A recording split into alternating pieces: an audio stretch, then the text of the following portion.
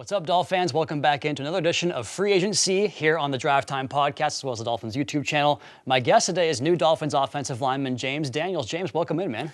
Thank you. I'm excited to be here. You finding your way around the building all right, down in South Florida all right? Yeah. I mean, the building's pretty big, really nice facility, and so yeah, it's been nice so far. What's your first impression here of South Florida in the month of March? Not too bad, right? No, it's not too bad. It's way higher than in the Midwest, so the weather's nice. The sun is really refreshing. Iowa, Chicago Bears, Pittsburgh Steelers. You're like used to having snow on the ground this time of year. Yeah. Right? Now it's beach weather. Yeah. You gotta love that. Yeah, it's crazy. I mean, seeing shorts and like tank tops in March is crazy, you know. So that is pretty exciting. We have some folks on staff that you'll never see wear pants around here. It's always shorts and short sleeve shirts. So yeah, it's always, the weather's definitely a big selling point. So I grew up a Dolphins fan, James, and my guys were Ricky Williams, Dan Marino, Jason Taylor, Zach Thomas.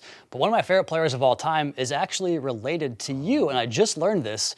Chris Chambers and you go way back, huh? Yeah, way back. Yeah, he's one of my cousins, and it's actually funny, like, growing up, like, I never really followed the NFL. Okay. I always followed Chris just because, you know, he's my cousin, and whenever he would play in, like, the Midwest, like, where my family was living, like, he would always give us tickets to games, and Chris has been, like, a super good resource for me in the NFL or, like, when I was in college or just a whole bunch of stuff. Chris has been a great resource to me, so it's actually really cool that, like, seeing how successful he was for the Dolphins and like how much the fans love him, how much like people around the building that know him love him. So it's pretty cool. I used to post on message boards, and my avatar for the longest time was him doing his first down signal that he would do after he'd make big catches. So that's my guy, man. The 15 catch, 238-yard game he had against Buffalo, that's a franchise record, or I think maybe it still is, I'm not sure, but he was a stud, man. Wow, to say the least. So let's go ahead and get into some of your football stuff here. So, you know, every time I talk to a player who's coming off an injury, you had the Achilles injury last year, they tend to say like that rehab process is, you know, kind of like lonely and can be like dark at times, but they wind up coming out of it with like a new appreciation for the game and for the process.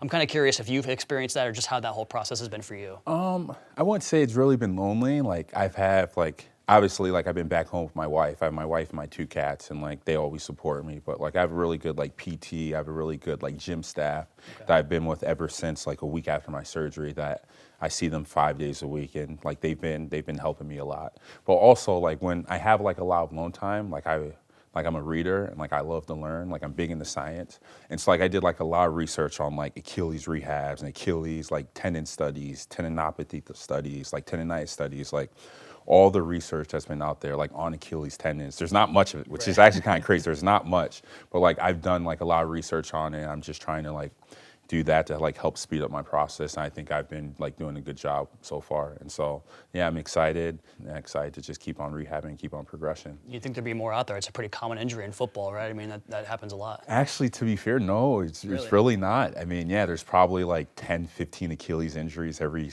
year in NFL, and he's the expert on it. I'll defer to you on that, sir. I mean, it's not like there's not, and that's the hardest part. Like it's not really that much of an understood like injury. Yeah. And so yeah, like every research that's been out there, like I've read all of it, and so like I think it's been pretty helpful. So you're more of like a text reader than like a literature.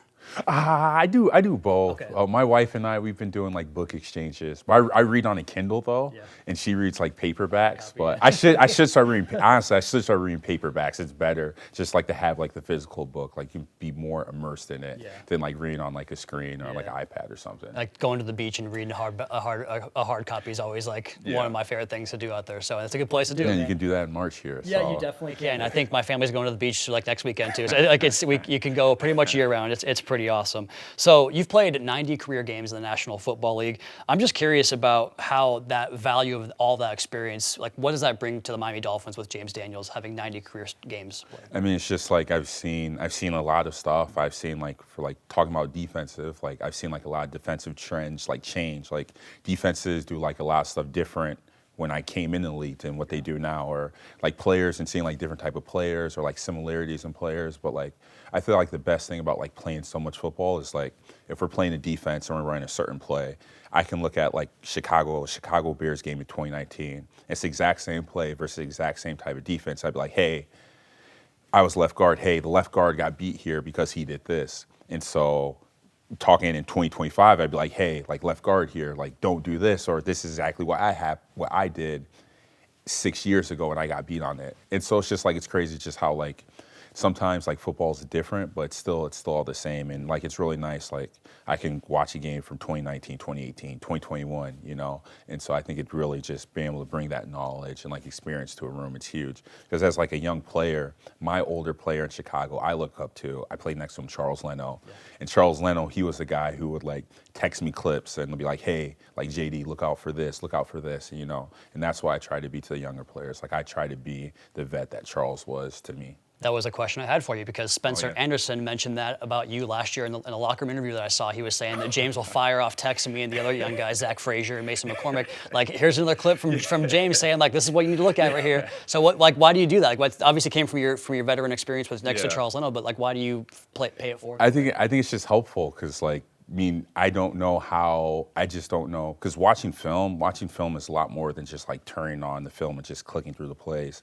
There's so much things that happen in certain plays that if you may watch a play 3 times, you don't see it. And so like when I'm like at home, like studying film, like I always try to make sure like, okay, I may understand this, but there's a whole bunch of people, like this is kind of a niche topic, not everyone understand this. So like if there's any type of like, I even send like obvious stuff too. Like if it's an obvious clip, I still send it, be like, hey, this is a huge thing that people need to pay attention to. So I'll take a video and look at it. No one usually responds, but I know they see it. They say, hey, no one will saw it. There'll be like 8 video clips in a row. There won't be any responses, but they've seen it and they'll like the next day, they'll be like, hey, what made you see this or what made you send this? Okay. And so I feel like that's always been helpful. They gotta throw you a thumbs up or a heart emoji on there, man, just to tell you that they saw it. Like that stresses me out as a texter myself. Like, just tell me you saw the text. No, they see it. They see it. They acknowledge it, just in a different way. Very good stuff. So you touched on something that I find very fascinating as I do my podcast and research NFL, football as much as I possibly can.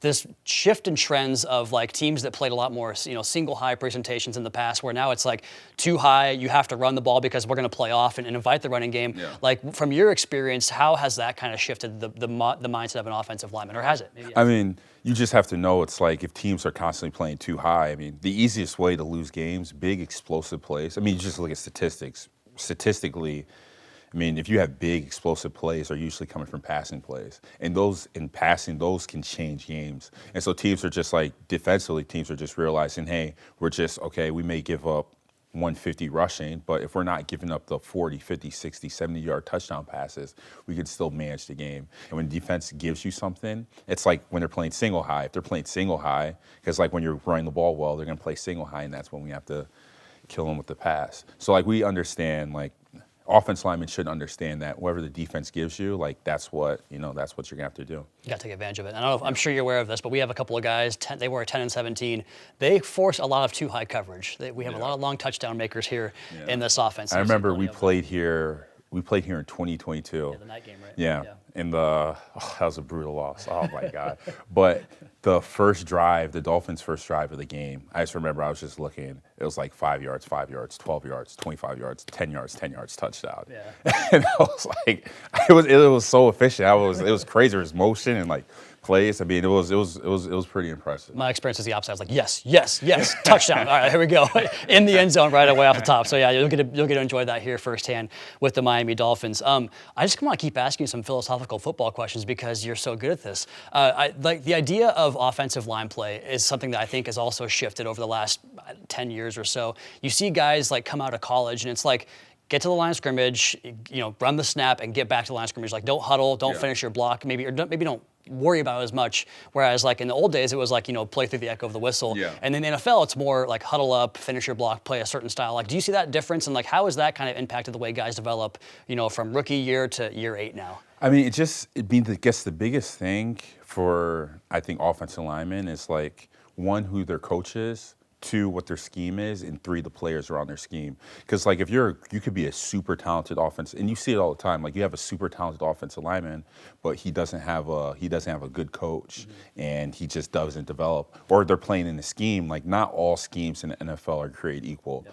There are schemes where there's large margin for errors for offensive line, and I think it's just unfair that like some offensive linemen they're playing in schemes that they're super critical and they have to pretty much play perfect for the team to be successful. And then the third thing is like the players around them. It's like, for example, like I was lucky when I was in Chicago, when I was left guard, I had Cody Whitehair at center, then I had Charles Leno at left tackle. They were both Pro Bowl players.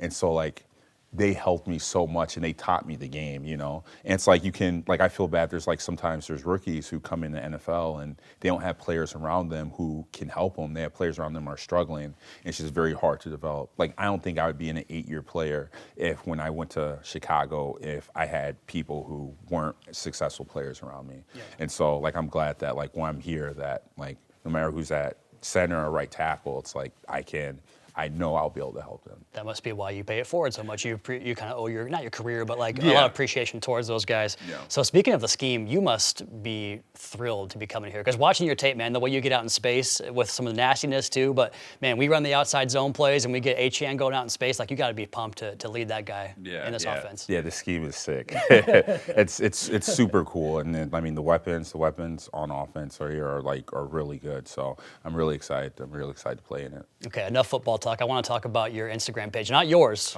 Okay. You mentioned your 2 cats earlier. I found the Instagram page, man. Tell us about being a cat dad, because I told you off the air, I have a 10-year-old cat. She's like the queen of the house. She takes a lot of crap from the 4 and the 2-year-old in the house, the humans, you know. But she's like the queen of the house. So tell me about your cats. Yeah, I wasn't into cats at all. I'm actually allergic to cats. Oh, wow. I had a dog growing up, but then my wife, when she was in grad school in St. Louis, and then I was with Chicago. She was in St. Louis alone, and so we decided to adopt a cat for her, so she wasn't like alone all the time. And then a couple years later, she was like our first cat we adopted. Her name was Kerma. We adopted her from a shelter, and then I was in camp in Pittsburgh. And she was like, like Kerma's getting lonely. I think she needs a friend. And so she went to the shelter, and then it was an off day. I'm taking a nap. I have like 5 missed calls from her. And she's like, hey, I found a cat to adopt. Can I adopt her? I was like, I don't know. I mean, if you want to, yeah. And then we got a second one. That would have been 3 years later after we got Kerma. So yeah, we have 2 cats, Kerma and Katara. Kerma can be a little bit nasty sometimes. And Katara's a little bit nicer to me, but they both love Aaron a lot more than they love me. I was gonna say, usually it goes like the dad is resistant to like the new cat or dog purchase, then a month later you see the cat like on top of the guy's head, like they're just like inseparable. So that seems kind of how it's been for you. Yeah, I mean, Kerma, she'll get close to me, but like anytime I like try to touch her or something, she'll like run away. Not run away, but like walk away to like where I'm out of her range. Very good stuff. James Daniels, I think the fans are going to love getting to know you, man. Appreciate your time today. Thanks for talking with us. Appreciate it. Thanks for having me.